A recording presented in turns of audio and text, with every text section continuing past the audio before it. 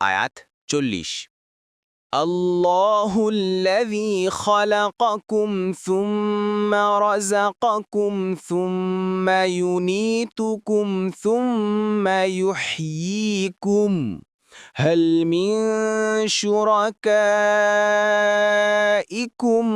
মান ইয়াফআলু মিন যালিকুম মিন শাই' সুবহানাহু ওয়া তাআলা আম্মা ইউশরিকুন।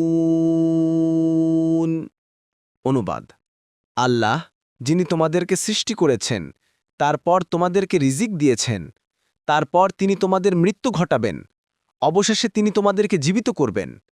আল্লাহর সাথে শরীক সাব্যস্তকৃত তোমাদের মাবুদগুলোর এমন কেউ আছে কি যে এসবের কোনো কিছু করতে পারে?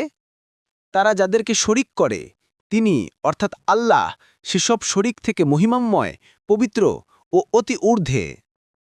তাফসীর ১ নং ফুটনোটের বিবরণ। এখান থেকে আবার মুশরিকদেরকে বোঝাবার জন্য বক্তব্যের ধারা তাওহীদ ও আখেরাতের বিষয়বস্তুর দিকে ফিরে এসেছে। আইসারুতিত তাফসীর ২ নং ফুটনোটের বিবরণ।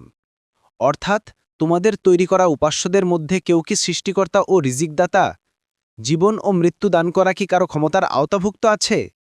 অথবা মরার পর সে আবার কাউকে পুনর্জীবিত করার ক্ষমতা রাখে? তাহলে তাদের কাজ কি? তোমরা তাদেরকে উপাস্য বানিয়ে রেখেছ কেন? তাবারি।